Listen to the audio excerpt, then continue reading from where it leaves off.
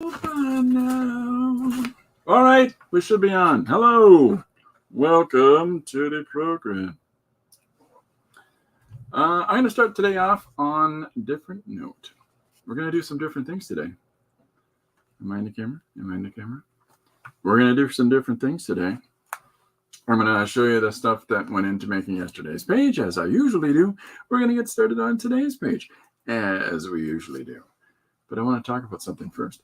Before I do that, let's just get this right out on the plate. If you have a one-page comic idea, you can sum up one or two sentences, quick description of your idea, or just a bold, blatant statement, or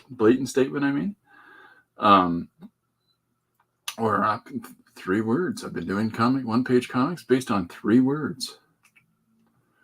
And whatever it is, let me know.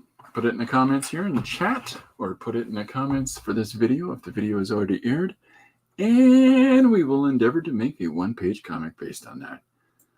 Okay, that's that out of the way. That's the start of our housekeeping. There's something I want to talk about today. I'm going to get to it in a second. Let's just finish the rest of our housekeeping off, and then I've already got a question, at least one question in the chat so far.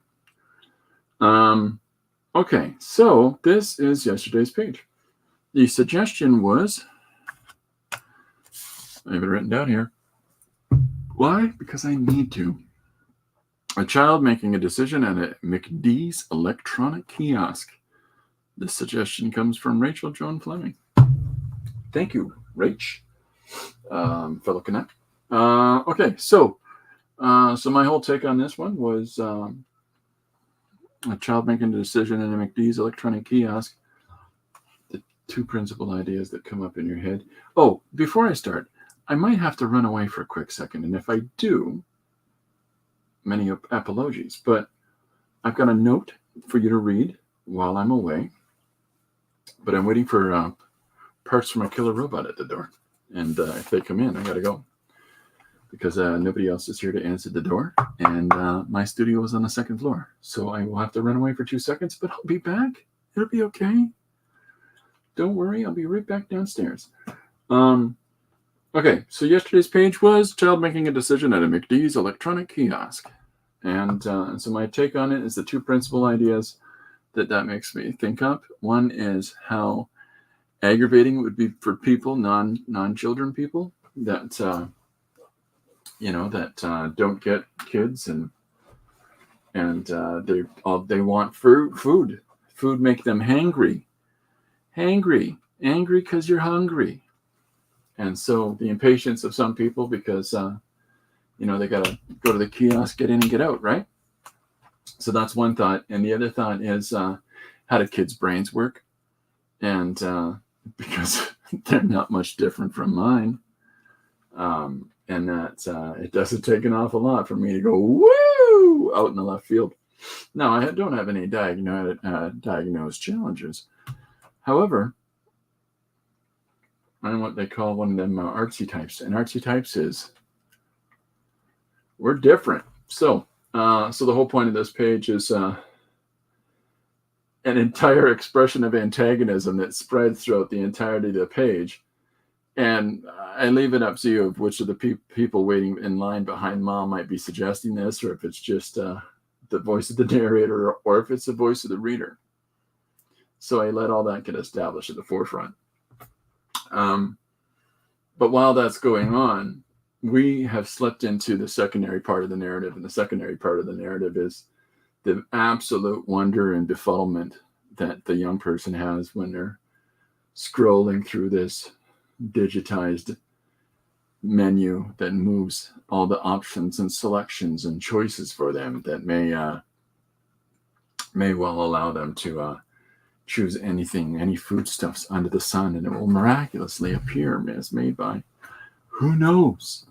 So I just thought I'd play with that and have some fun by not actually posting up a menu or posting up any images, but actually having the tangents that kids' brains tend to go off, which is why I say it's relatable for how I think, because I have tangents. So that's why it says, what if French fries fell from the sky? That'd be so crazy. Or could you order a whole bucket of hamburgers? I want one of the green milkshakes. No cheese. Like that's how kids' brains and simultaneously my brain works. So always on the go. But that's, it's just a fun page. But this is what I was talking about yesterday when I was talking about the idea that we need to have a couple of different layers to any narrative. We need a couple little bits to each structure that we put forward. So while you'll have your on the plate story, you'll have your narration of said story or your textual interaction of said story. You will also simultaneously have the visual element, which depicts a lot of that. It's unnecessary to have both things do the same thing. It's just unnecessary. You don't need to kick a door and have a character shout, I am kicking the door now. Although an entire comic of specifically that, an entire comic of everybody actually expressing the actions that are taking place might be really funny. And maybe that's something to explore in the future. Because I am jumping the fence. Here it comes the punch, bad guy. I will block it. I'll punch from this side. I blocked that as well. Ha ha. That actually sounds like fun to me. So maybe that'll be a page idea to explore in the future. But the whole point, again, is the complexity. You want to have the visual elements and the textual elements create that third layer. And that third layer, if you can also have the fusion of those things and a representation of those things and be in correlation with each other, that's great. But you can create a fourth aspect to said pages. And if it's just, especially if there's a separate meaning to get from whatever it is that you've put together in that fusion. So that's what I'm always trying to strive for with these one-page comics. It's not just doing a quick narrative. It's not just doing a really short, momentary story. And I mean momentary because I'm editorializing in my approach, where it's every panel is a different happenstance that takes place over a block of time, which I've done in the past. I did that with the Tom Cruise page. I don't remember what that one was about, but there's a Tom Cruise page I did recently from suggestions. So, but that's what I'm always trying to do anyhow. So, yeah.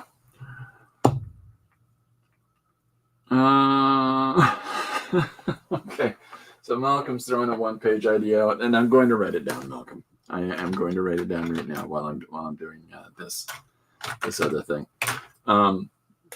Okay, so that's that. And here are, let me switch cameras to show that this is the originals. And I've changed my little setup here. I'm trying to get better lighting for stuff, okay? So I'm tightening it up. I'm trying to figure it out. Okay, so this is the original art, and so it's drawn in dipping pen, in jars of ink. It's a crazy small pen that I used. Here he is. His name is Larry. How you doing? I'm Larry. And yeah, it was a lot of fun.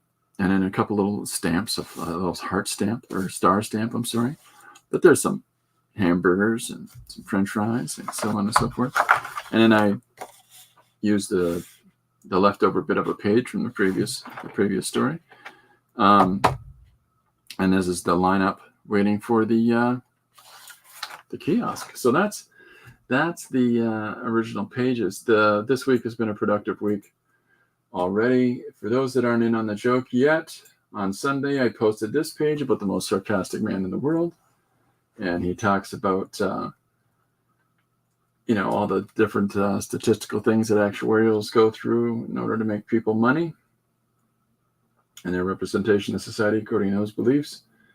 And then the contraposition of people's belief in society and all the things that others say you have to trust, others believe that you should do the opposite. So, all right, pages are in the pile. Before I go any further, I want to talk about something else. And that is that today, Scott Serkland announced that he is taking a step away from YouTube. And if anybody isn't familiar with Scott Serkland, go check out his YouTube, please. I'll write his name down here for you. Scott Serkland. And the reason that I'm saying this is that Circwork Art Labs. I'll kick the camera up. Give me 1 second. And the reason that I'm talking about this first and foremost is that if it wasn't for Scott Circland being such a nice and welcoming guy, I saw a video of his on YouTube. It came up in my stream. I watched it. This guy's keen. He's got some insights into some stuff, and I'm kind of curious as to how he goes about doing what he does. So I watched a few more. And I reached out and said, hey, super cool. I like what you're doing. And that's you got some fun stuff going on there. Anyways, it came about. We got into a conversation. I said, look, I appreciate what you do. I'm going to send you something in the mail. I sent him a copy of one of my latest books. And we got to chatting. And he was really nice. I was doing my meager, nobody wants to listen to my podcast streams last year. And which had like next to no viewers, and which doesn't matter. The viewer count has never mattered to me, but they had me on Artcasters anyways, and it was really cool, and it was a really fun opportunity to meet Joshua Kemble as well, and to have a great chat with the guys. And Corey wasn't there for that episode, but that was all right. But it was because of that welcoming nature of Scott that I got the opportunity to meet all kinds of other people, that many of you that might watch this, and I'm always going to be appreciative of that. I'm always going to be appreciative of a guy that has a similar mentality than I do about there's no rules in this industry, and there should be no exclusivity in this industry. Nobody's any better than anybody else. Nobody is there's no point in trying to hold on to all the secrets of how to do pictures and how to do stories and how to do whatever it is that you're interested in, that you're interested in doing. Other people are going to be interested in it too. And it's that approach that Scott has taken for years of making it fun and making it interesting, and even going so far as to put out tutorials and to put out over 1,000 videos on Circworks Art Labs. Go check it out. If you signed up for his newsletter, you could actually he'd actually put together a package that gives you templates, gives you fonts, gives you brushes, all kinds of stuff for making the comics, the animations, the drawings. So I'll always be thankful for Scott. I appreciate that he wants a break. He's been posting YouTube videos every week for 8 years. That's a lot. So I very much appreciate what he has done so far. I appreciate that he is taking a moment to have some him time, and he'll come back as he comes back. He'll be on to whatever he's going to be on to. I know he's still working on his final book for his series, and that's exciting. And I'm excited to see what he's got in store. But we'll see it when we see it. And at the end of the day, that's what it is. It's important, and it's very much a necessity that we all are realistic about the fact that we might need to take a break from what we're doing, whatever it is we're doing, whatever objective path that we're on. And the fact that he's doing that right now is his. It's well earned, and there's a great deal of people that are appreciative for Scott Circland. I don't know that he'll see this, but for me, have a break. Good on you, Scott. You're a great guy, and I like what you do. And so it's worth waiting to see you do it when you're up to doing it some more. Okay. That being said, so there's his name and his YouTube. Okay. Now, okay, Malcolm has suggested a one page that I'm going to write down before I forget to. The Money Tender. Let me put it up for a second. The Money Tender by the Wishing Well is really an evil djinn. Don't take change from him. That's a good one. From the Wishing Well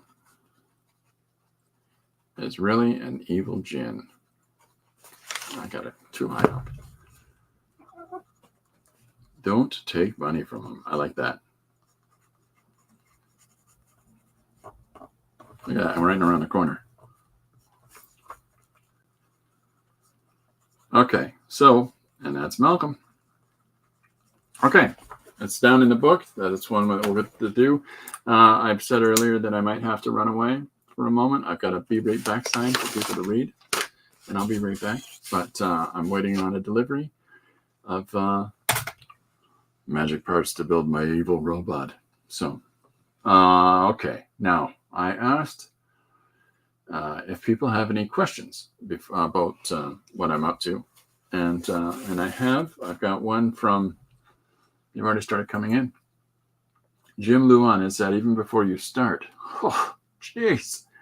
Even before I start, how involved do I get when designing a room for a shot?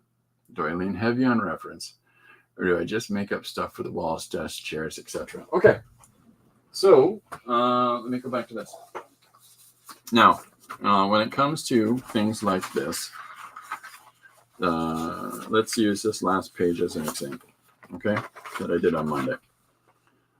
In this page, there are all kinds of bits on the tabletop, okay, that I need to put together to set the scene for characters' engagement. Now, in the source image that I looked at, all of this stuff didn't exist. So when you're populating an image with all kinds of accoutrement from the main character that our focus is to be on, setting the scene as it's called, right? It's important that you try to have material that's in a shot that associates. And so by putting all of this stuff in here, calculators, there's a computer open up, there's a book, pencils, right? Doodly-doos, but books, paper, blah, blah, blah. The point for doing those things is that it's just one additional step that encourages the readers to have a degree of comfort in knowing who it is and what it is that they're doing.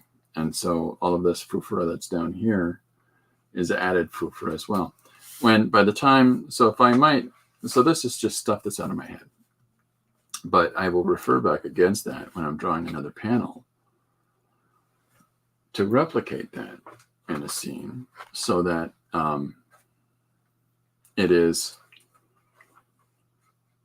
continuing the mystique, continuing the scene, continuing the idea in the shot that it's still an office setting. It's still, contextually in the same environment, because in this case I've got this symbolic image in the back, but in this shot I've actually got the files from the office implied, with just adding more elements.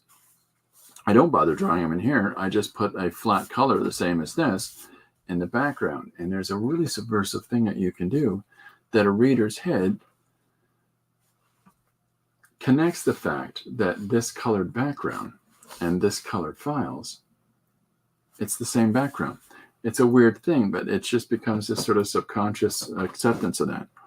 So do I look at a whole bunch of resource for it, or a whole bunch of reference for all of that information? No. I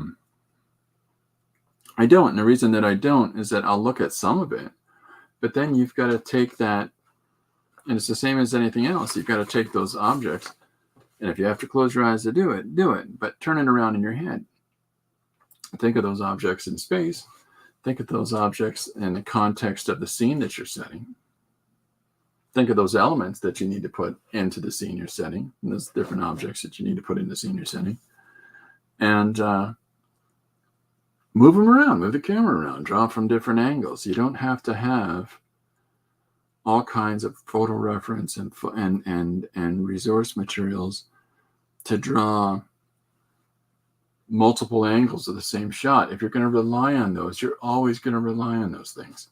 So if you can, think for a moment about what material should be in a scene, what different examples that you can put into the context of your story to help to establish said context to your story.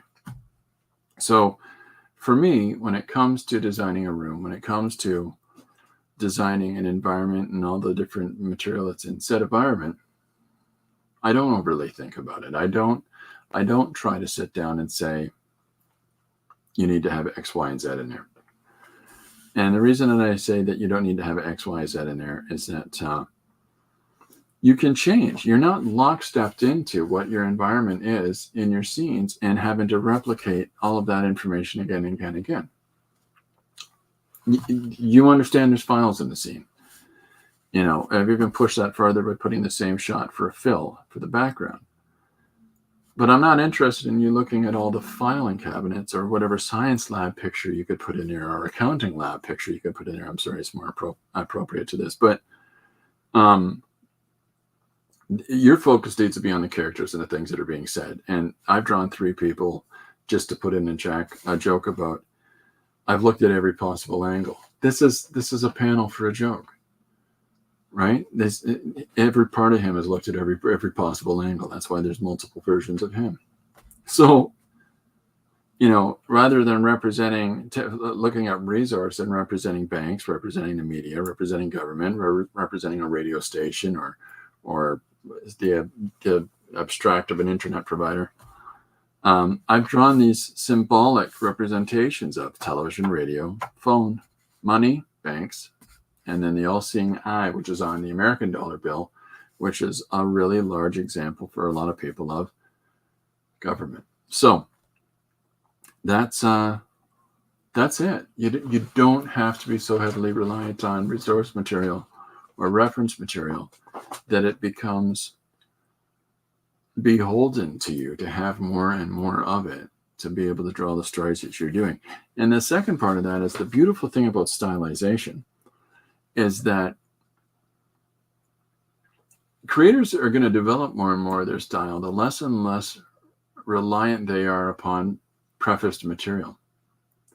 The more and more that you work from photos, and there's absolutely nothing wrong with going and shooting 150 photos for you to work from. But you're going to have a very specified style of working, which is completely legitimate. No, before anybody takes anything from that, there's an artist I could reference for Vince Locke as a fantastic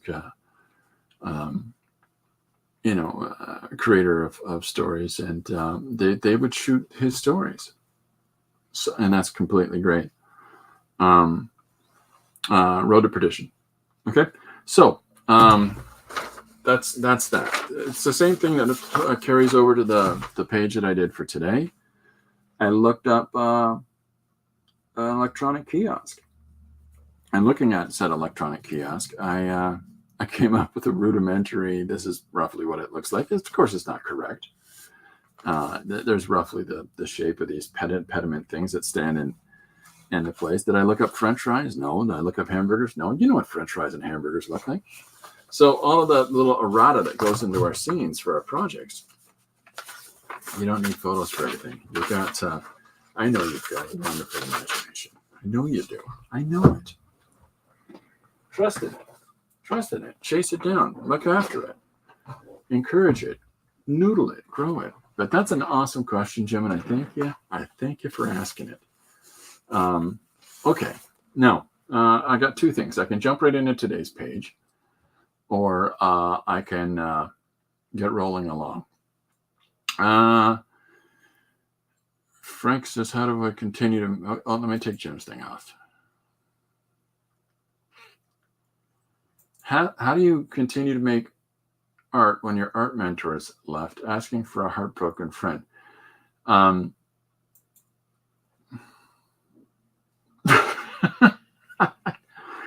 Mentors are a funny thing. Sometimes you don't want to meet your mentors. You don't. There's certain creators and certain influences that you have in your life that if your productivity is based on other people's, and maybe you're being funny in your comment, Frank, but at the same time, it's important to say it's good to have people that you look up to. But your creativity and your output should have nothing to do with those people.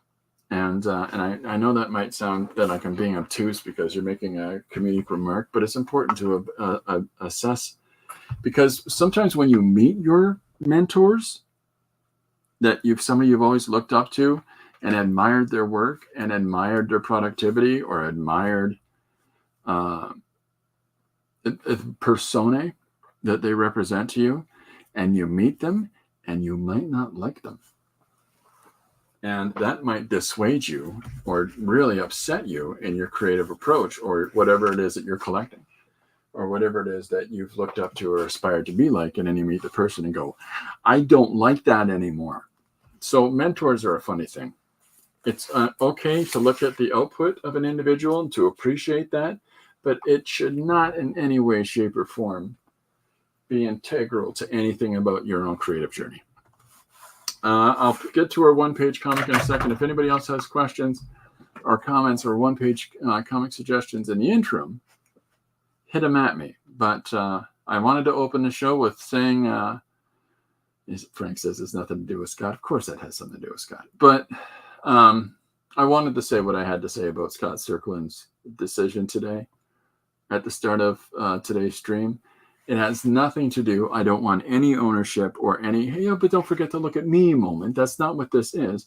I seriously wanted to say thank you to Scott and say that people that are out there that appreciate what he has done,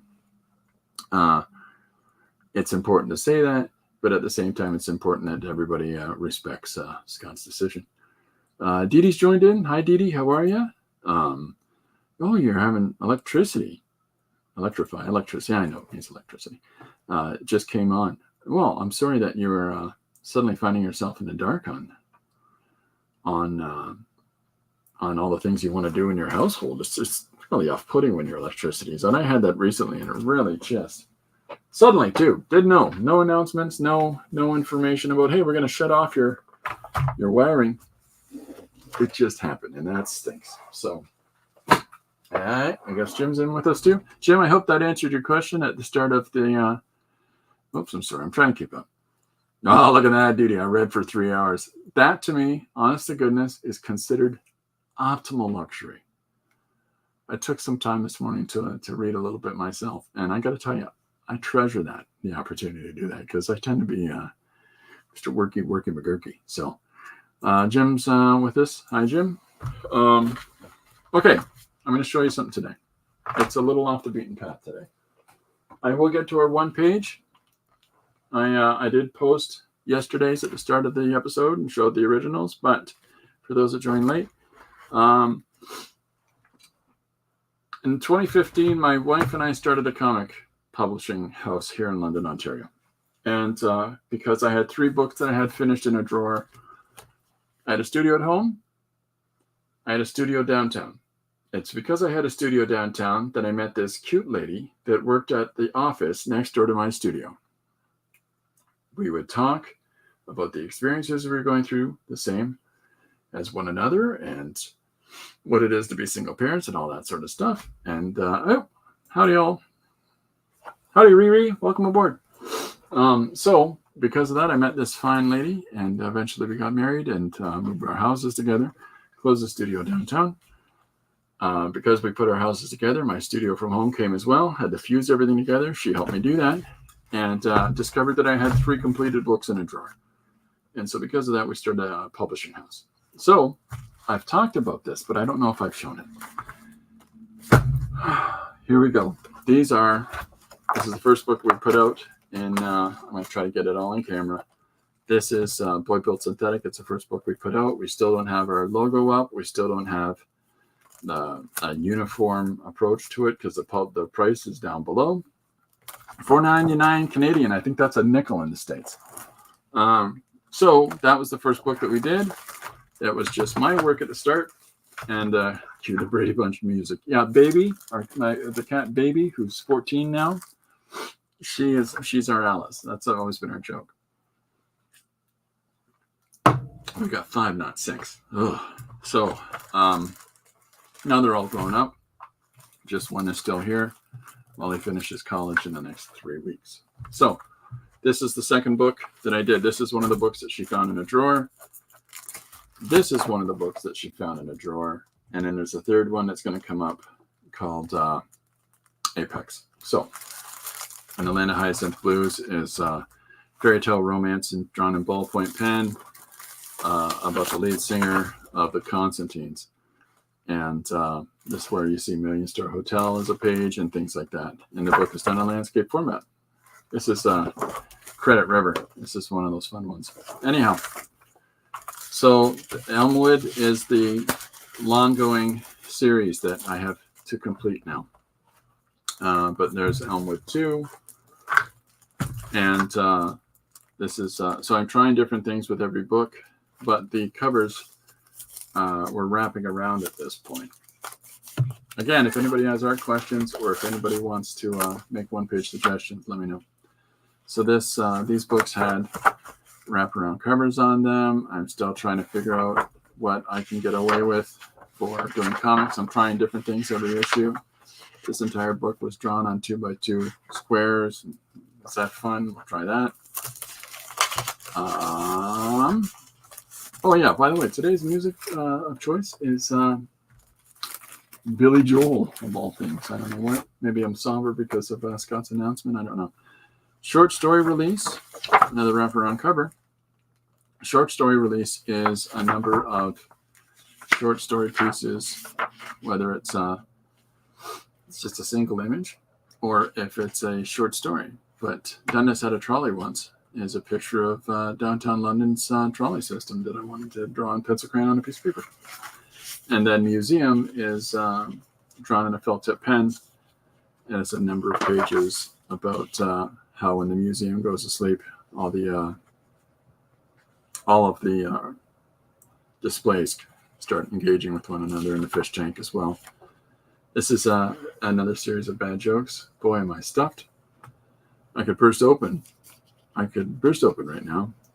What's he doing? Who? Him. And then there's a proboscis monkey that's,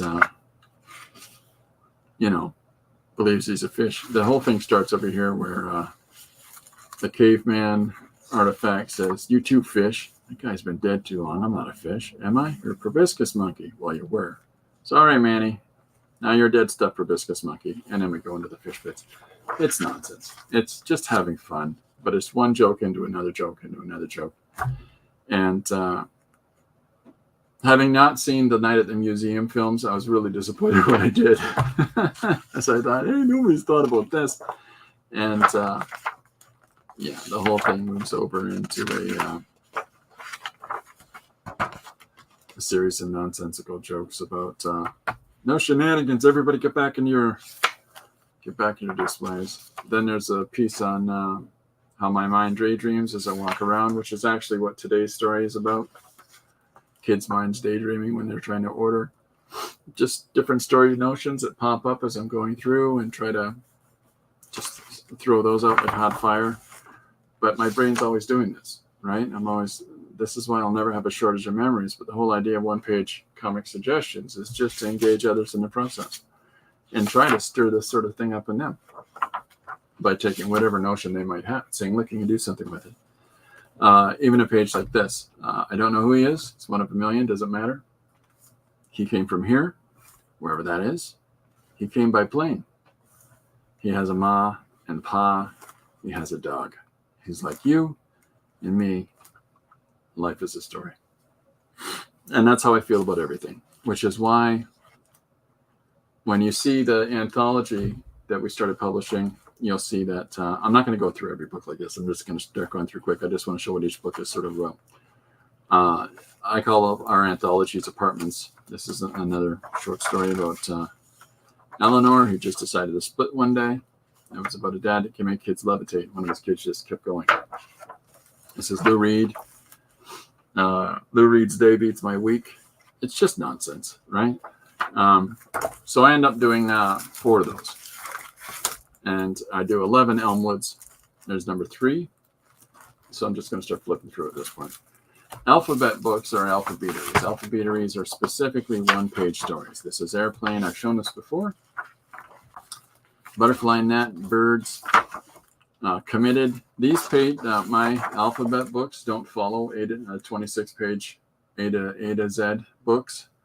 I do whatever letters that I choose to for each book. And by the 3rd edition of alphabet books, I've got the whole alphabet there. But in the interim, I do duplicates on letters, and I have fun. And I try different things on all these different pages, in different formats, and different approaches. And like this is I I am sleeping. Look at him there. What a sleepy fellow he is. I'm sleeping. That's the whole page. Just having fun. Just doing whatever. And getting a little heady at times, like notes on perceptual realism. And I've talked about perceptual realism before, and I'll do it again if people want to know what that is, because it's one of the things that really changed my approach to storytelling. This is my favorite page of all the one-page comics I've ever done. It's from the letter T. Nothing starts with the letter T. I'll give you a moment. There you go. Okay, so why worry?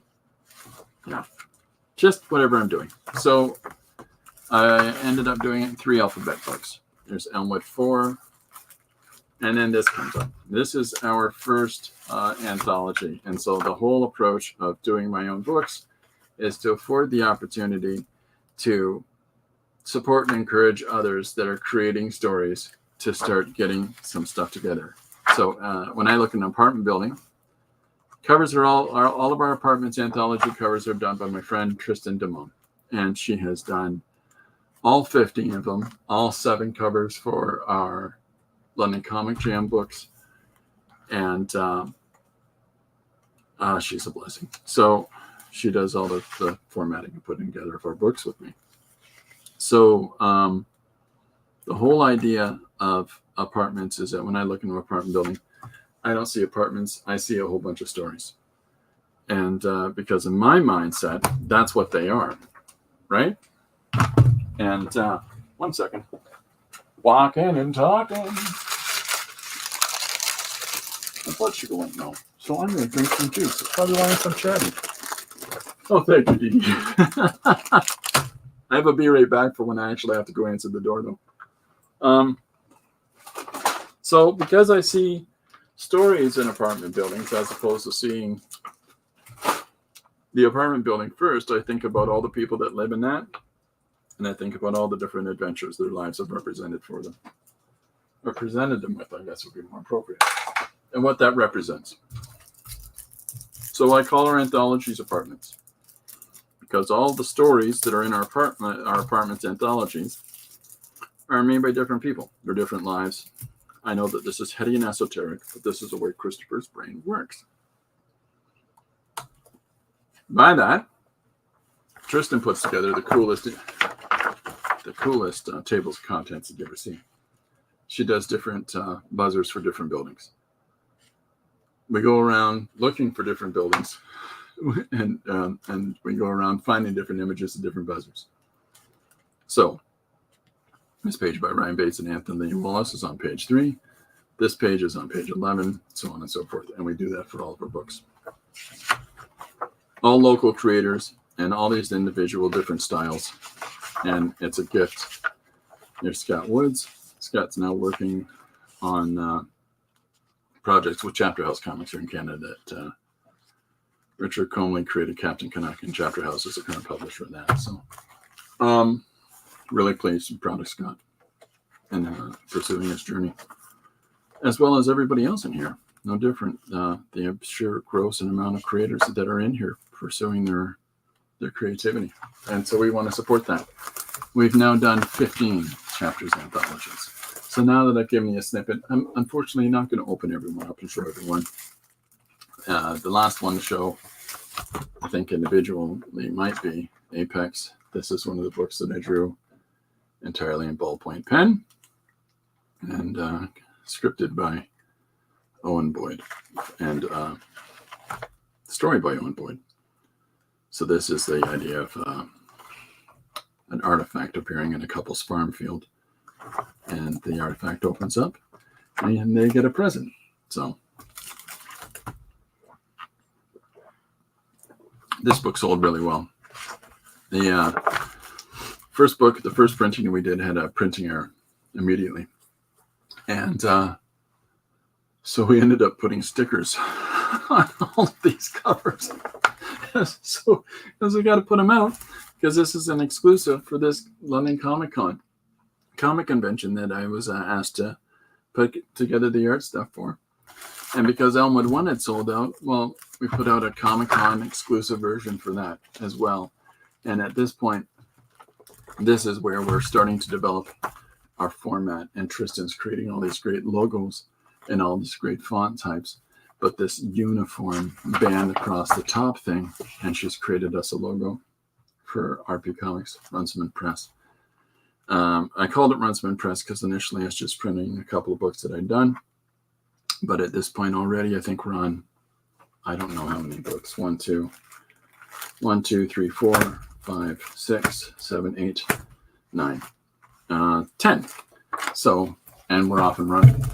And so eventually we start calling it RP Comics, because I'm not so egocentric that I need my name on every book, especially the books that aren't being created by me. It's opportunities to create other people, a vehicle for other people's exploration and be expressed in. So Elmwood at this point is on 4, but I need a copy. So there's The Hill, another book I've done. This is the proper printing of Trials of Apex with a proper logo on it.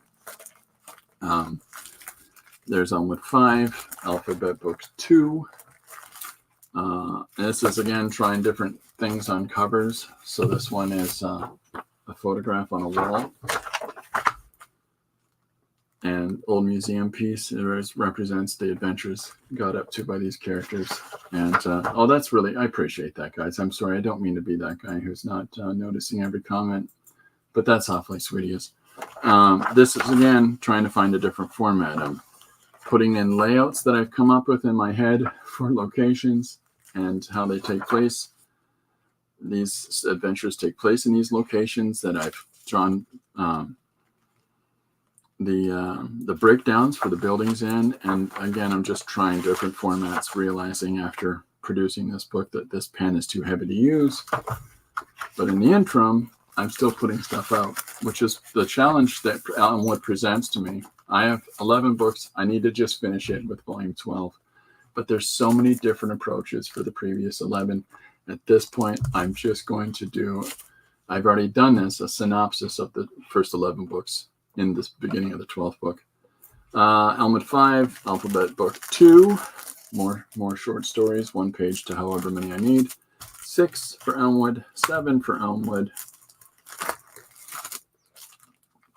The next apartment's anthology, more creators, every one of them that need their due. I'm not going to be able to show you everybody that we've published at this point, but at this point in time, we have published material that includes 250 different people in the last 7 years. So I'm not saying that to brag. I'm saying that because that represents to me a real blessing to be able to do that with all these different people.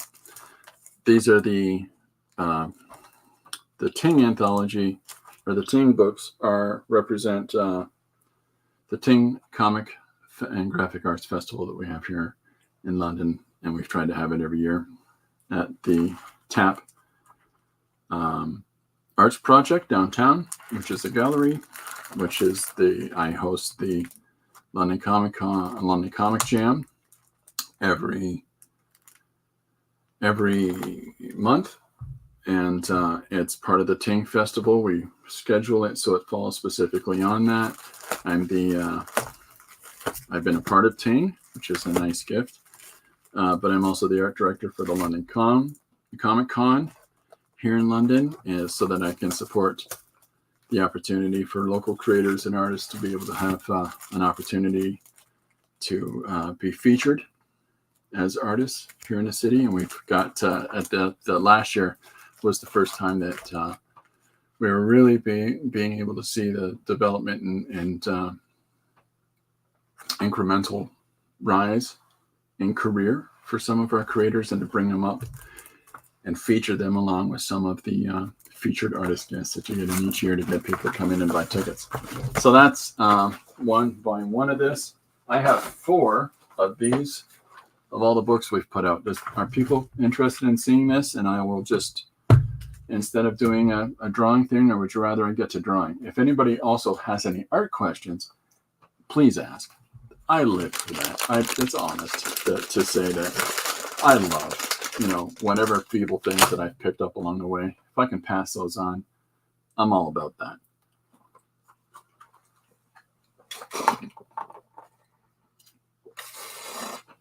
That was the sound of me killing a juice box in about 15 seconds. But a juice box gives you an instant kick of sugar in your body. And I'm a type 1 diabetic. My body just told me I needed that, so I did. Excuse me for that. Thank you for your patience.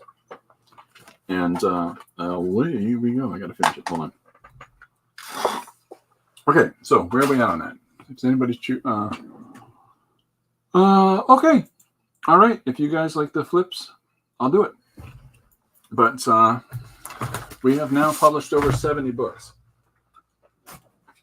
We've done well over 70 printings because we've done multiple printings on a number of projects. But Elmwood 8, Choose Your Own Adventure is a fun thing. It was an art show here in town I was asked to be part of. I joined said art show. But the artists that were involved in the show and the show organizer, that's one of my quick drawings that I did for it. And then these different images that were for the exhibit. The person that put the exhibit together, who's a big enthusiast of London in general, she wrote Choose Your Own Adventure bits for locations in the city in accordance with the pieces that were displayed. And we put out a Choose Your Own Adventure book for that. It's, of course, regionally, this is interesting to people that live near here. But it was fun, and it's those fun things that I like doing. Short story release 3, still doing those. Apartments 3, third anthology. I'm trying to get their names in more cool covers by Tristan. We're even trying to, show local photographers and not just specifically comics, but just trying to support anybody that's had an interest in having their stuff in books. So, but more super awesome covers by Tristan. So, okay. And again, just to go back to this, she's still kicking out these, like this is one I drew, but she's still kicking out this whole motif of our tables of contents, our buzzers for buildings. So lots of different work, lots of different people. Anyhow, I can't go through every book, but I'm going to try. At least represent people. Alphabet book 3, and then this is the other big flip-flop. This is London Comic Jam. It's the monthly jam that I put together. This book contains work put together by all those people together. And we try to list everybody's names that have a piece, an image on one of the pages in one of these books. And we're constantly trying to list those. And this was given away at the next London Comic Con. That's the conclusion of the Apex book, handed out the following year. Apartments 4, Apartments 5. Again, more Tristan covers, and more and more different creators. Trying to get all their names in. Tristan's covers are brilliantly put together. This one is wow, so high, dude! Check out that building over there. I mean, it's just the stuff that she. The stuff that she puts together over time is so fantastically wonderful and diverse. I'm sorry, I'm missing. Do I sell these? Yeah. They're all up for sale on my website. I think so. They should be under books with other people. And then there's books by me. It's the one that stuff I've done. So that's Elma 9 by me. My mother wrote a children's book, and my sister drew it, so I published that for them. It's nice to be able to get that back. Apartment 6. These are, again, still Tristan. Apartment 6. Apartment 7. Just another Comic Jam book. And this is where things started getting heavier. RP Primer is short examples because we're about to get into publishing single books by people. Entire books done by people. They've graduated from doing the jams into doing the 4-page pieces for the anthologies. And some people have been taking that next step to do an entire comic. And so that's what this is. Still doing the Ting guidebooks for the art shows. This is Seventh Blues by Anthony Wallace. This is entirely done by Anthony. That's our first one. Talisher is by D.L. Mabut with Lowell Isaac and D.C. Hopkins. That's our second. This is our alternative living. This is us trying to do an indie style, like a really indie style apartments anthology. And then one of the people that had been in our anthologies a couple times, Jill, she put this, she gathered some friends together and put the pages in order, and we got it together to do it. The cover, again, by Tristan. And you can see all the way, also right now, this is the switch in our logos. We've gone from the static band across the top with a circular motif, and now all of them have floating. They're all floating over top of the books now. And so you can see that transitional change that all the titles have this presentation to them. So the apartment's alternative living is, instead of an apartment building, it's a campsite.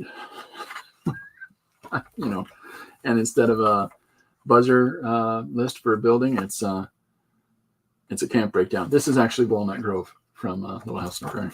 But and lots of new people in there. Sammy Roach is in there, as well as a bunch of other friends. Jill's indie style book as well.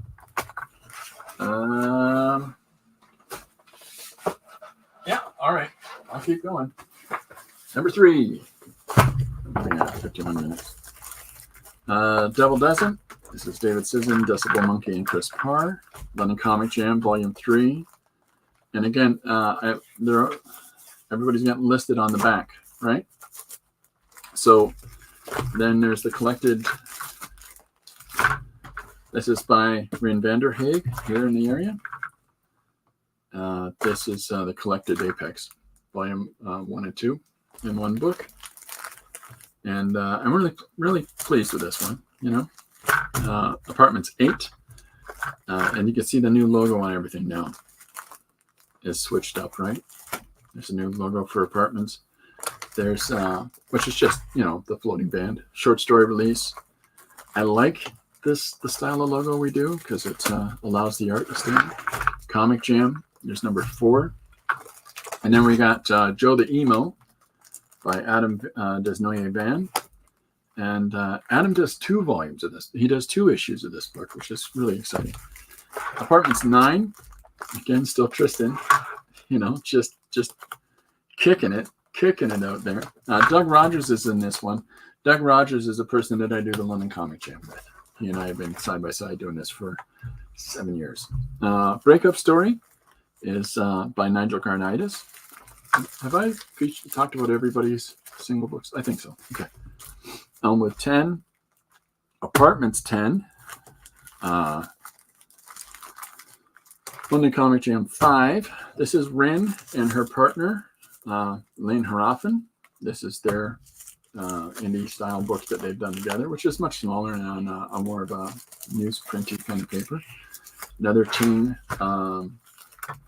show list. And what these have in them is Merle Tinkley was a guy who illustrated the periodical humor cartoons for London Free Press for 38 years. And it's, you know, Freeps it's not a great newspaper, but he was brilliant. He affected a lot of us, and he had this little lukewarm, the worm, and yeah, he's just, because of that impact that he put on everybody, we have the Ting Festival every year, and so this is all the different creators, and I list them each time, and you know, and off we go, and there's all the events happening at the time. So we've done that for years. We're not doing it for this year, and I'm okay with that. So Gravekeepers is by Quincy Souls. She's now off studying animation at Sheridan College. Joe the Emo 2 by Adam. Elsbeth Dodman, her book is The Wall, and this is one of the books that moves on into a new format because so the challenge that presented itself to me at this point is that you can promote and print as many people as you want, but if they don't promote themselves, you're not going to get enough sales to continue doing that. So what I'd done is the sales of my books, first 2 books, the sales of those paid for the printing, and then had enough and then paid me back for the initial money put into printing. And then by the 3rd book, and with a little left over, and by the 3rd book, I had enough to print a 4th book and a 5th one. So now I got growth. And so then I had, from that point forward, my books and anthologies, other people's books, and paid for the printing. People got copies of their books. And then whatever else was made was to facilitate printing more books. So eventually I got it up to 7 streams. And so I started publishing single books. This is Matt Rowe. He's doing comics still. Apartments 11. So it got up to the point where we had enough so that we could publish 7 solo books for people. And that's where it stopped. Is because publishing all those books are great, but when people aren't promoting their books enough for us to at least cover cost, then it slows the whole engine down. And so that's why I switched to a second anthology format instead of doing any more solo books, because it only works if people engage in it and embrace it, right? So Apartments 12, this is still Tristan's covers. And still lots and lots and lots of names. People coming together. London Comic Jam 6. This is the next Ting festival. So 1 a year. So we're on year 4 or 5 at this point. Apartments 13. And then we do this. RP Features Monthly has recurring pages by a fellow that lives locally named David Owens. Elsbeth herself, who had the wall book before. Well, that continues on in this format. And then SOS, a book that I put out right here. This is a new space opera story.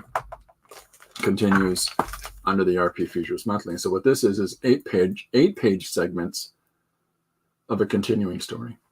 And so we put out another one of those. We put out 3 of those before, and in Comic Jam 7, there's the Comic Jam program. Apartments 14, and we've got this new band format we've introduced and everything. You can see here it came together with the RP, and we said, well, we like that so much, let's just keep doing it. And so we put it on the Apartments, so now we can really represent the individual creations that are submitted into this, and really exciting. And then RP Features Monthly number 3, and then COVID hit and shut us down. Because if my entire platform is that I didn't market any of these anywhere outside of London, I didn't market any of these online, I didn't do any running around to all the different comic stores and dropping off copies. I managed a comic store for 21 years. So we had local copies here in the city. People want them. They're at the store. They're at the Comic-Con. They're at the Ting festivals. And people could get their copies and get them out and get them to people and promote themselves creatively and pursue their careers. That was the whole objective. It's not about being everywhere and all that stuff. But when COVID shuts everything down, and a lot of independent comics sell entirely on impulse purchasing. You can spend $1 bazillion marketing the heck out of yourself. But if you're not backed up by a publisher that's not yourself, you have a cap, and then the rest of it's just wasted money. And I wasn't going to get into all that. I'm still not interested in getting in all that. So all the things that I'm doing now, if I come across a publisher, if somebody wants to take that on, then I'm good. But in the meantime, I'm just making. So I stopped everything with COVID because there's no point. People can't come in and look at shelves. People aren't going to pick up books. So they're just I just want my Batman, right? So then at the end of COVID, at the start of COVID, I came online because I realized a lot of our customers and friends were single people that were really isolated during COVID. So that's why I started the one-page comic idea. I'll just start doing comics with people and get people engaged outside of themselves and outside of their homes. So that was my objective. That was my approach. And so a lot of these people would start suggesting one-page comic ideas, and I'd start writing and drawing them. And now I've done over 200. So thank you, COVID. And at the same time as doing those, I've done 5 books. So because clearly I draw a lot. But this is the first collection of the one-page stories. This is One Page Comic Extravaganza, Volume 1. And the other things that we've put out since the end of COVID. I'm sorry, Mr. Comic. Didi says a lot of books did move online. A lot of them did, but there's an awful lot of time and effort that had to go in that. Now I'm managing to try to keep a store open so that a staff of 15 can come back to someplace, and plus juggling our family, kids and grandkids. I couldn't invest into all of the stuff that needed to be done to go online. So, and that's okay, because there's no part of me that says I need to be that big thing. And not to say that everybody does that. I'm not saying that. I'm just saying that, okay, I'm comfortable, what I'm doing. So this is our logo now, RP, Canadian Indie Publishers. And because that's really what people call us locally, is RP, because I don't need my name constantly bandied about. Theo Dragoman is the creator of these books. He, in the course of COVID, finished 2 48-page books. And so we put them out for last year's Comic-Con. And I'm really pleased. This is one about a zombie apocalypse. This one is an anthology of short stories. If anybody knows what a blivet is, you don't have to type it out, but it's a reference. Blivet is a term from Kurt Vonnegut, one of my favorite writers, and Theo's favorite writer, coincidentally.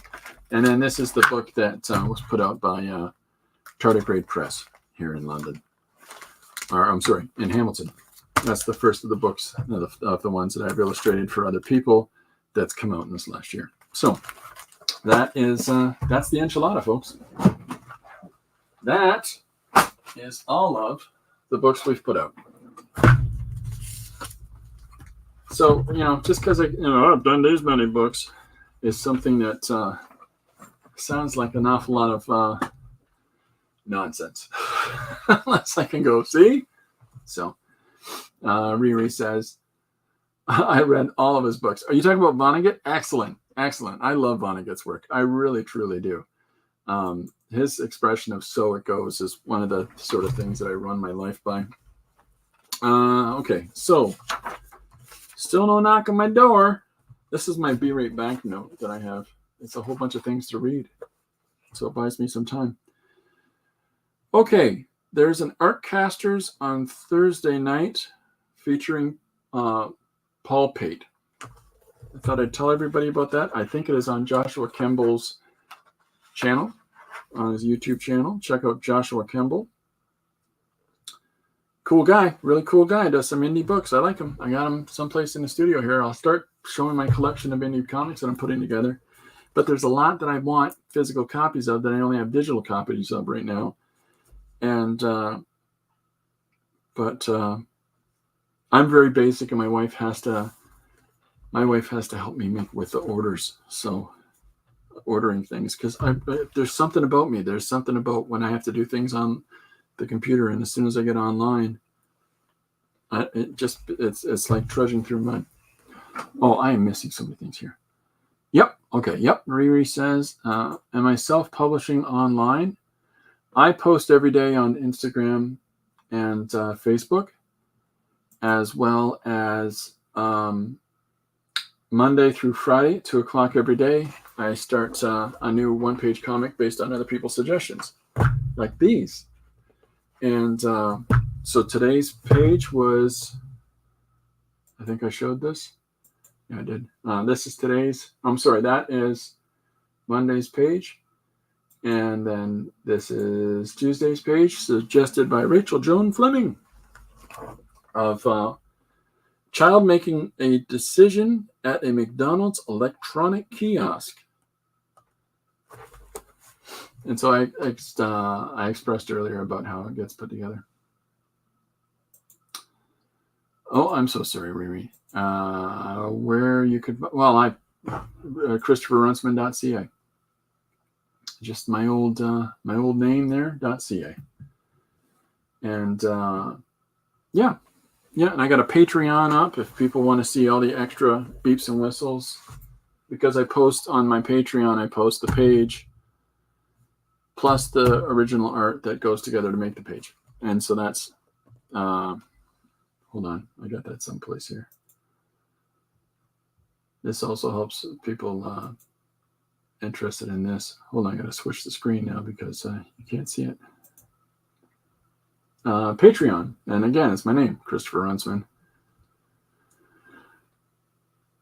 on that one. So yeah, if people are interested in want to help out in that way, there's 3 tiers of levels there, but I don't expect everybody to support all those different tiers. So $3 gets you all the comics I do. And in addition to that, I've got the Stream of Conceit in this book coming out soon, and Volume 1. I'm going to start putting that out as a webtoon somewhere. I just have to figure out where.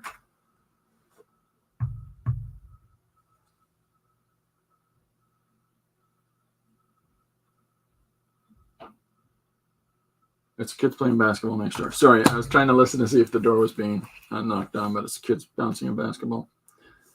So, so that's the show, for the books that we've done. It feels kind of weird it's sort of like exposing yourself when you're like, here's all these things, look at me. And that's not my intent. So it's been a busy stream today, talking about Scott and answering some art questions. And again, if anybody has more, let me know. Well, the question that Jim had at the start of the show was about resource or reference material. And that was fun. And then Frank had a question about what do you do when your mentor steps back. So what are we at? Cat curling down the ice is Wednesday's page.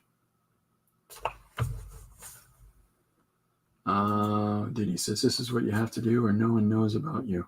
I am maybe the most proliferate nobody knows about them person on the planet. I don't know. Yeah, I may be the most fantastically busy person that is undiscovered. And I'm all right with that. Art comes with sacrifice. And success and creativity comes with sacrifice. And I'm not interested. I have never been interested in a lot of the sacrifice. In order to be this big recognized artist in galleries, you got to have that ego to match, and I don't have any interest in that. It's already bad enough that I stick out in public the way I do because of my size. Big, quiet guy in a big body. So, like when I'm doing the paintings and whatnot in galleries and stuff, I've done 36 shows and sold quite a few things, and yet at the same time, there's no part of me. It's like, well, I'm this person. And nobody's interested in that, I think. Okay, so cat curling down the ice is Wednesday. I'm going to make a note. I said to Dee Dee that I would do that on Wednesday. Car that crashes and everything has been done. Sorry. Uh-oh, Dee Dee's giving me trouble. Gallery or not, whatever art you do needs to be seen. We don't have that much time. I am constantly doing stuff. It's a problem. Yeah. And thank you, Riri. Thank you both. Thank you, Dee Dee. Thank you, Riri. Really? Dee Dee, Riri? Riri, Dee Dee? That's awesome. You can call me Cece. Okay, so we've got a couple here. There is, I got 3 more words from Dee Dee. There's Mermaid, Unicorn, Fence. I can work on that one today. The cat curling down the ice is Wednesday. So maybe I won't do the 3 words today. Jurassic Park with giant sloths is Chris Ramir's idea, or I can do the Matrix with sloths. If anybody wants to vote on Matrix or Jurassic Park, let me know. And then Malcolm or Jim has the Artcaster hosts meet their alternate dimension selves. Because of Scott's decision right now, I'm going to hold off on that page. It's not that I'm dismissing it. I'm just going to hold off out of respect for Scott and his decision. It just feels like it's a little fast upon, so yeah. And Malcolm has the money changer from the wishing well is a gin. Don't take money from them. So Jurassic Park with sloths or Matrix with sloths? See, he didn't say that, did he? He didn't. Did he ask if Scott said he'll still be doing Narcassus? He hasn't said, and that's why I want to wait. I know that he's not going to be on this week's. So there's my reservation. So I'll wait. It's a great idea. It's a fun one. What's the alternate dimension versions of the Artcaster guys? It would be a really melancholous, uninspiring. Hey, everybody, comics, right? For Scott, it would be an absolute pro-authoritarian, do what you're told, listen to what they say, guy from Corey, and really boring and serious Josh Campbell is what my mind had said. That's the alternate universe versions of them. So, which I hopefully in those descriptions means it shows that I think they're all three positive guys. So, and that's a tricky one because why do I want to do a negative version of people? So we'll just hold off on it anyways. So Jurassic Park with sloths or Matrix with sloths, or the third option is one of these. The day the dishes, I'll put it in camera. The day the dishes did me, the day the bed made me, the day the phone answered me, the day the car started me. All of these have come from Chris Remir. Or Reamer, I'm not sure how you pronounce that. You don't have Dee Dee's doodad. Reamer. She has a thing in her phone where it tells her what a word means. Or how you pronounce a word, I'm sorry. But this is a funny one too. The day the dishes did me, the bed made me, the phone answered me, the car started me. Anybody else has other ones they want to add to that, we can do that. That sounds like some fun. The way I would do that is to break it down in a more editorial fashion, like I was describing, where it would just be, 6 or 8 panels of just exempling these different scenarios, these different situations. So, that looks like it's going to be a fun one. This is a fun idea too. Matrix with slots. Bullet time is that, where you slow-mo and all the bullets pass you because you're apparently moving so fast. I don't know how that would work with slots. It sounds terrible. But just the idea of drawing giant sloths for Jurassic Park is hilarious too.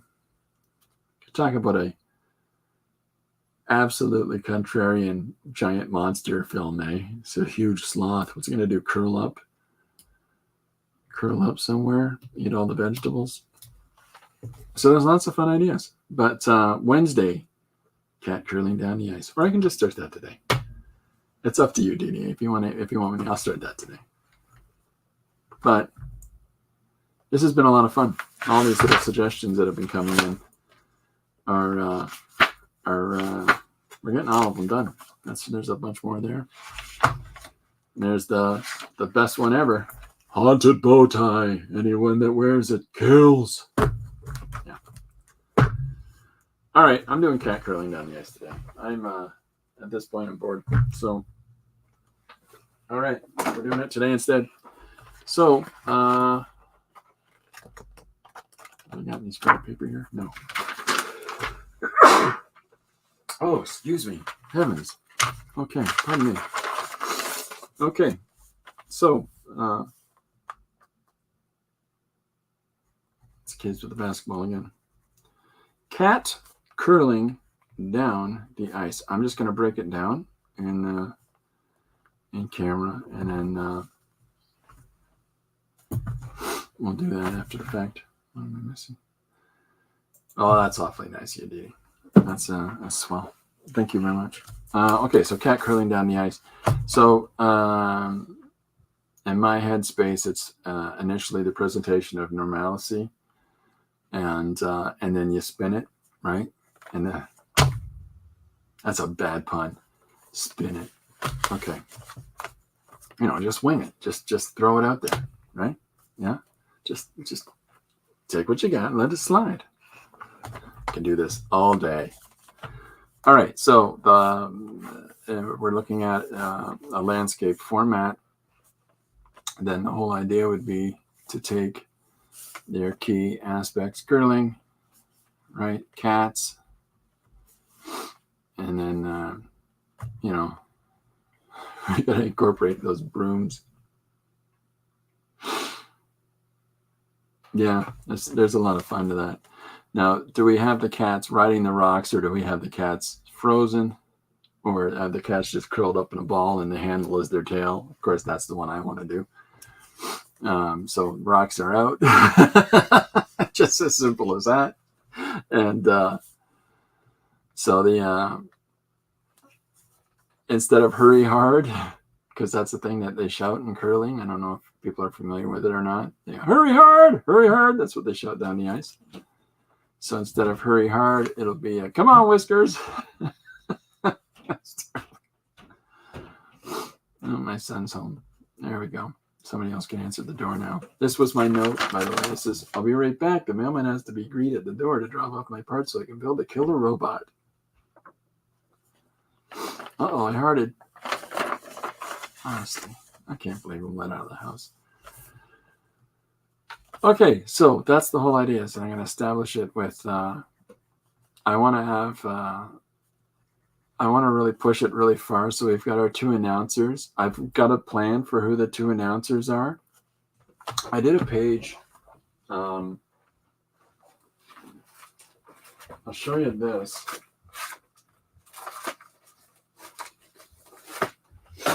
I love the concept of cat ladies. Was there a package at the door yet? No. If you hear a knock at the door, can you answer it for me, buddy? Okay, I'm going to go pick up Mom in 15 minutes because my car's ready. Oh, okay. Yeah, okay. So I guess in 15 minutes, if somebody knocks it over the next 15 minutes, if someone knocks at the door. Thanks, son. Yeah. Is Corbin with you? No, he's they're both upstairs because the back door is open. It's warming. It's warm in London. Cats are loving it. I love the idea of cat ladies, largely because I kind of am one. Well, so this is a piece I did on cat ladies. This whole suggestion was a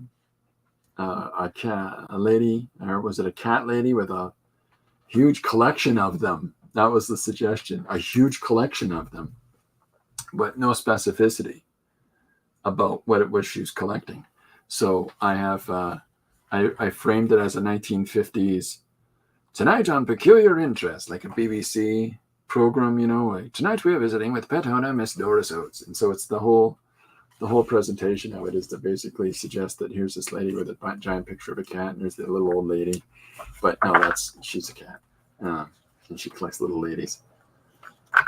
Right. Smile for the nice television people, my ladies. Mrs. Winkin, stop doing that. Would you ladies like some yum-yums? I don't know what's wrong with me. But I love the idea of cat ladies. So the announcers for the curling thing are going to be cat ladies. Right? And then, so it'll be the two. Oh, it's a lovely evening today, isn't it? Oh, I just think it's wonderful, Marjorie. My grandson, we better talk about the show, dear. Oh, the show, yes. I love that. So the whole idea will be presenting the cat ladies and presenting the curlers, and it's always this sort of disparate group of guys, and then we're just going to get right into the curling match and the whole bit of business. So I'm going to do it in an 8-panel format. And at this point forward, it's going to be more and more absurd as we go. And it'll end with the two ladies in a closer up shot as they're overlooking the arena in the background and giving the closing. We're off to a commercial commentary because I love incorporating television events and news reports into comics. I just think that there's something fun about presenting the absurd as normal. Oh, you gotta have the broom. Like that's the whole. I don't want to give away everything yet. I've got the brooms written down, and when you start trying to sweep at cats, it's not going to go well, right? Or when you start wheeling cats down the ice towards one another, that's not going to go well either. So it's going to be chaos on wheels, and I'm looking forward to drawing it. But yeah, it's one of those things. But the I've saved herding cats. Yeah, definitely. Thank you, Dee Dee. I have saved. So when I got this suggestion was when I was watching Dee Dee's stream, for anyone that doesn't know, and she drew this picture on a Post-it of this little cat and the body of it like so, but it was really scribbly, and then she has this tail sticking up. So there's your cat, right? And that made me laugh so hard, and it made me laugh so hard about that I screen saved it, and I'm going to incorporate it in this page, because to me that is just perfect. It's just a perfect iteration of an idea. So Dee Dee says, this is what we have to do when we do giveaways, right, Riri? I don't. What do you mean? Sorry, I got confused. But anyhow, this Post-it, I have screens saved that Post-it picture. And it was literally, I waited for a moment where there's nothing on the desk except for this little Post-it note. And during her stream, and screen capped that just so I could get that Post-it and incorporate it in. So you're going to technically, it's like herding cats during giveaways. Oh my gosh. Yeah, I have seen you try to do your giveaways on your stream, Dee Dee. And all right, don't put your number in yet. You have no idea how much I have to resist myself from not typing in things like 11, Sebeldy, making up numbers and typing those in while you're doing it. Because I know I would get a hard time from Janet or somebody else. You don't know how numbers work, kid? Anyhow, so this is the breakdown of our page. It's going to incorporate Dee Dee's drawing of the cat. It's going to, I think it's going to be a lot of fun. So, but cat curling, cat curling finals, I think might be the name.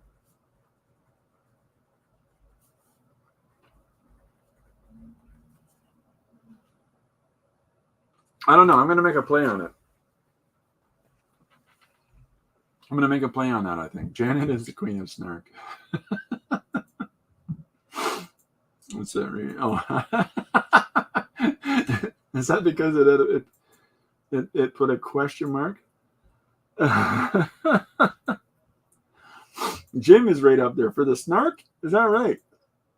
I don't know. I don't seem to... I don't really feel like I've got snark from Jim. In fact, if it's anything, I think I'm worried about I'm more snarky. But I think I want to do a play on the form here for the cat curling finals. I want to incorporate something like that. Yeah, Rachel's bad. She's a troublemaker. She's bad news. I'm just joking. She's really nice. Yeah, Jim's got that fun sense of humor, that cutting bit. It's when they get going, when a bunch of the guys get going, it's going to be an interesting Artcasters on Thursday night, because it's Josh Kimball's got Gary Hodges and Jim Luan on as his co-host, and which it sounds to me like wonderful, right? And the guest is Paul Pate to talk about the fact he's working on his next book, and I'm telling you, it's gonna be. There we go. Curling's fur flying finals. That works. Yeah, there's the furs. Anyways, I came to that because I said the fur's gonna fly on Thursday night because they're a bunch of characters. So is Barbie. Is that Barb Bra? Is that Barb Ra?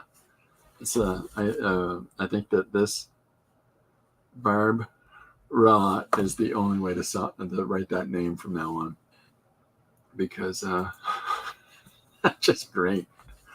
I started signing my name for the one-page comics as Run C Man, and the reason that I did that is because my last name is Runciman, and see, do you think anyone can pronounce that? It is it's trouble. Barbara's Chicken Pot Society. Oh, that's fun. Twinkle Pies, who follows you, Didi, is Barbie's also right. Oh yeah, the whole gang that follows your stream is right. But Twinkle Pies, who follows your stream, Didi, is Tristan Damone.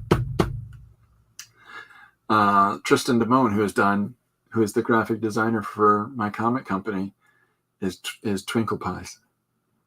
That follows you. And so when she found out that you were going to be on my stream, she's like, "What?" Because she's been following you for years. But yeah, the chicken pot pie. Yeah, it took a few tries for. Yeah, Twinkle Pies is great. Twinkle Pies is a great name. I still got that upper ear. I'm sorry. The whole bunch of the whole gang there, I can't get over them. They're such a nice bunch of people. So, all right. So I got this all structured together, and I'll take Barbara's name off there. So yeah, and so anyways, I started signing my name like this because no one can pronounce that. So Runciman, Man. Good enough. Salty Snacks, Malcolm. Yeah, he's a really nice guy. His brother was my best man at my wedding. Yeah. So I'm gonna sign off at this point, but and thank you everybody for coming out, and thank you for those of you that engaged. But I'm gonna get to it, and tomorrow I will be full on draw, and I'm going to get this done and post it in the morning. And Didi, I'll let you know as soon as I post it. But thank you very much for everybody taking part today. Thanks for bearing with me as I flip through all these books. I'm really proud of the opportunity that we've been given to be able to give a lot of people the opportunity to be in print. A lot of those people have taken those books and started to show them to large companies and to get work with them, and that's very, very compelling to me. And that, that's the kind of gift that we need to keep giving out to each other, right? So, and at the same time, I'm sorry to hear Scott Circlin's decision to step away today, but at the same time, I completely appreciate everything he has done and still does, because his stream or his posts are all still up. He's got over 1,000 YouTube videos. They're still up for people to look at. So I'm going to continue to promote those to others, and look forward to seeing what Scott gets up to next, or when he comes back. And yeah, that's about it for me today. But it's been a fun stream, a very different stream, because I always am drawing at this point. I haven't decided yet what way I'm going to do this page for tomorrow. But yeah, that's it for me today. Thanks very much, everybody, for coming on out. I'll be back tomorrow afternoon, as I usually am, at 2:00. And in the interim, keep on creating. If you want to share that with me, if you want to do any of the one-page ideas that we've talked about today, or any other ones that I've done before, please do. One of my sons said I should be saying, don't forget to like and subscribe, or like, I can't remember what it was. Like, comment, and subscribe. And I told him I would say that. So it took a lot to remember that. But in the interim, have a great day, and I hope to see you again. Bye for now.